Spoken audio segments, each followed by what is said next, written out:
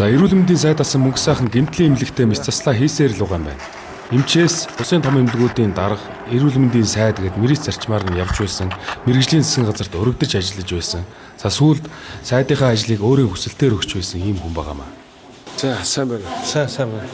Хэд их хаалгаа байна. Одоо чинь миний бараг 5400 орчим болж байгаа шүү дээ. Та эрүүл мэндийн сайд байсан. Одоо ингээд хагалгаанд орж байгаа юм байна. Хагалгаанд үнэхээр орох шаардлагатай байгаад байна уу? 20 жил бараг хагалгаа хийчихлээ шүү дээ. Чадхаар нэг шултгуунд хагалгаа хийж өгвөл ингээд явж ивэл зөв гэж боддоо шүү дээ. Гэмтлийн эмнэлгийн дарга, нэгдүгээр эмнэлгийн дарга багтааж хагалгаа хийж л байсан. Сайд уух хугацаанд бол хийж чадаагүй.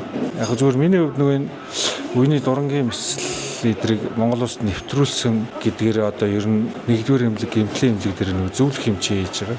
Яг энэ салбарт ямар мэс засал хэрэгтэй байна? Салбарт одоо их л олон төрлийн мэсэл хэрэгтэй байна да. Эрүүл мэндийн салбарын чинь үнэхээр амьдрал ахуйл тийм сайн биш шүү дээ. Эмчнэр бол улс төрж завж байдгүй, сонирхолж байдгүй улсууд шүү дээ. Гэтэл энэ салбараасаа өөрөө ингээд улс төрд гарч ирэх нь хэр чухал юм бэ? Би бол их л чухал юм байна л гэж өөрөө сайд улсныхаа дараа ойлгосон шүү дээ. Сайдын төвшин бичиж асруулах асуудлуудыг шийдсэн шүү дээ. Одоо өнөөдөр ч гэсэн би ерөнхийлөгчийн зөвлөх хийгээд ажиллаж байгаа. Яг эмнэлгээр орж ирээд хагалгаагаа хийгээд ингээ явхад эмнэлэгт ер нь л ард иргэдийн санал сэтгэл ямар байна гэдэг чи яг тэдний бодитоор мэдэрчээл гардаг байхгүй. Баярлалаа. За баярлалаа. За.